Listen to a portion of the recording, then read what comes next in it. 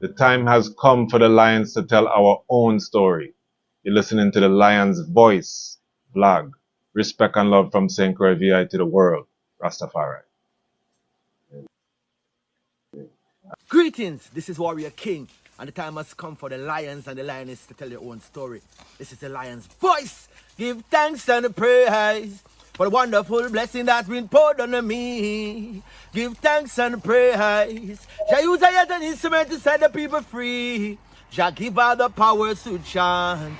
Jah give her the power to chant. Rastafari, the lion's voice.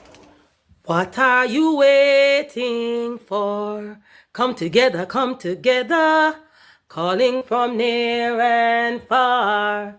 Know who you are. What are you waiting for? Rally up, it's Exodus. What are you waiting for?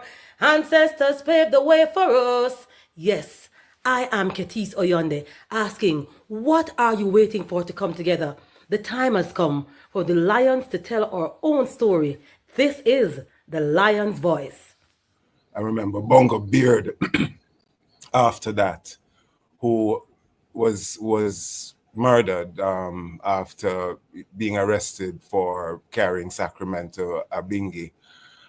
So even after the decriminalization, we have seen oppression and martyrdom for I and I. But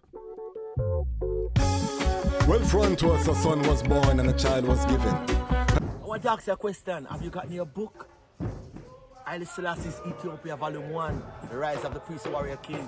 I've read the book in its entirety, and I must say it's very inspirational, very informative, and very historical, right? Them call him Listofori. When he was born, rain fall from sky. Them call him Listofori. When he was grown in airplanes he fly. They call him Listofori. Iron break the chain, weep not, don't cry. Them call him Listofori. Read the Revelation chapter 5 verse 5. Then born near the city of Harar, the inspiration for Bob Marley's guitar. People crowd him like some big superstar. It no matter if England. What I wanted, and I'm going back, Jahlani, to say a few words here. You know, as a premier Rastafari researcher, Jahlani, right? Historically, we know that Ganja and Rastafari heavily criminalized in Jamaica, right? We know that for a fact that the mandatory sentencing when it comes on to Ganja, right? Which when Rastafari elders and research is like 7-year mandatory sentencing, getting for Ganja spliff or seed or any part of the plant in those years, really came about out of the Coral Gardens atrocities, you know, and so there's an innate link between Rastafari and Ganja in Jamaica and the criminal law and the mandatory sentencing that has been so brutal, not only to Rastafari, to a whole generation of grassroots ones, and brutality in the camps, etc. So, well, Jahlani, if you can share some of that so one can appreciate of that important history, please. yeah, give thanks, Ras Marcus. I too want to recognize the kind of martyrdom that Rastafari and others have had on this issue of Ganja.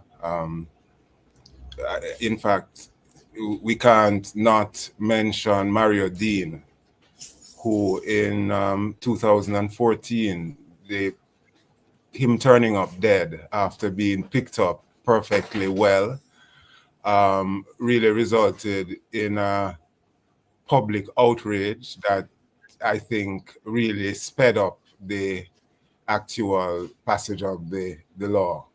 I remember Bongo Beard after that, who was murdered after being arrested for carrying Sacrament to Abingi.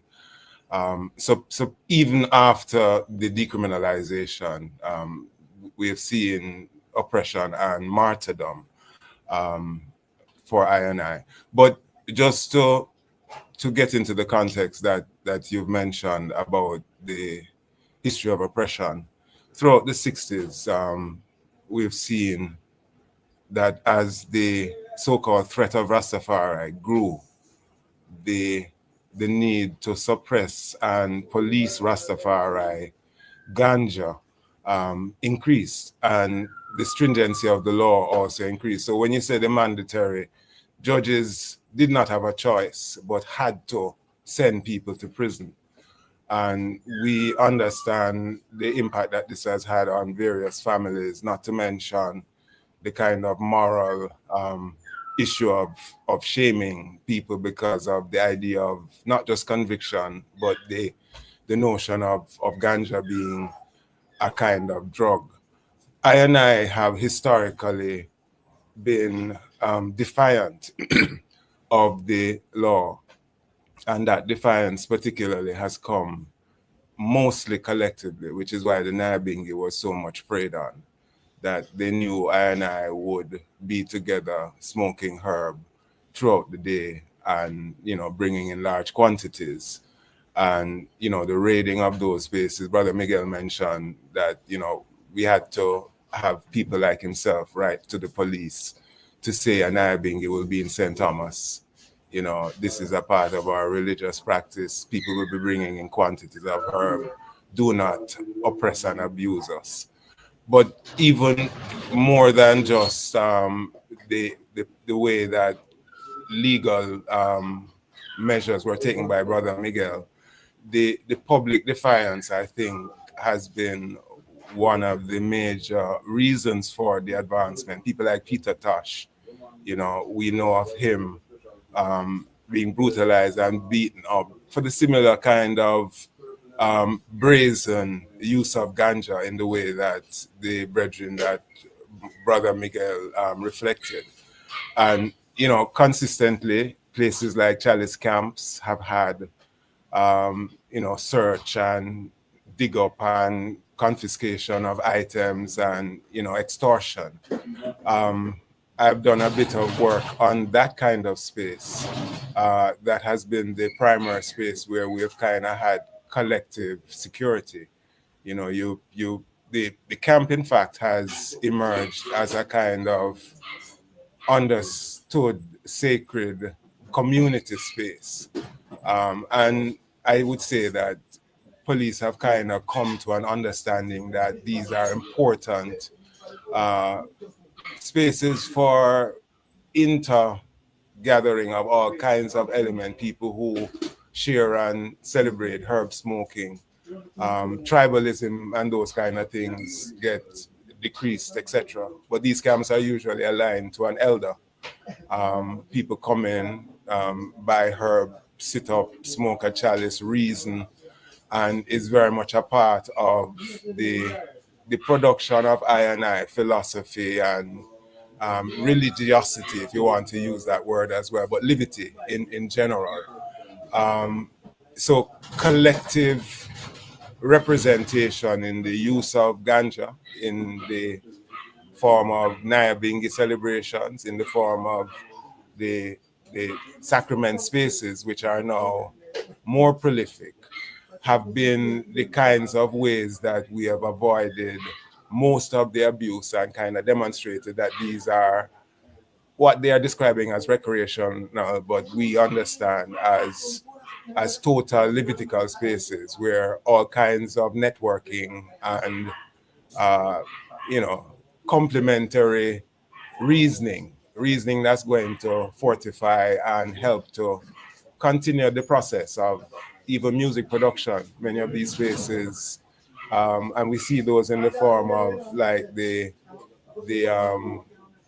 the spaces, the gates of people like Bujo and Caveman and Sizzler and a range of other artists where they kind of operate in the same kind of protective veil, but also training space and space for cultural production.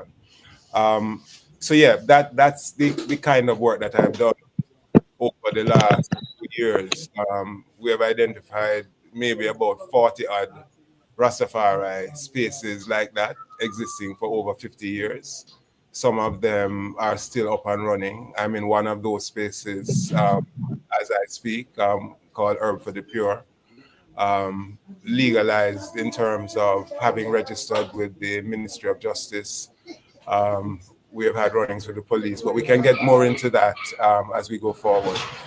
But just to say that, the activism that I brought to 2014-15 that permitted our space to recognize that culturally, persons like Barry Chevan said to police Ganja was to really criminalize a culture, because it's known that our culture holds this as a sacrament. So you're criminalizing Rastafari under the guise of criminalizing Ganja. Just to kind of see the present input, I think we need to remember that our original conversations raised the issue of legalization, and that is a conversation we have not heard revisited. I think 10 years have shown us that our fears are not real, and that there's more than enough of a context for us to be more strident in how it is Jamaica leads in this industry, and that's full legalization, I would say. Give thanks.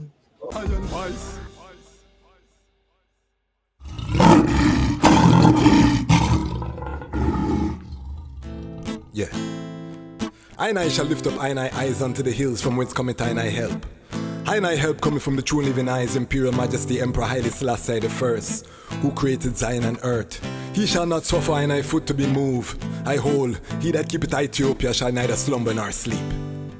Well, youths in the streets right now, riots in your town now, Babylon them burning down. Bun bad police right now, riots in your town now, Babylon them burning down. No justice, no peace right now, riots in your town now, Babylon them burning down. The fire now cease right now, riots in your town now, Babylon them burning down. The youths them rise against brutality, man a kill another man for your salary. Them train them at the shooting gallery, black and loot, you might lose all your family. Them defend white supremacy, so them see the African as them enemy.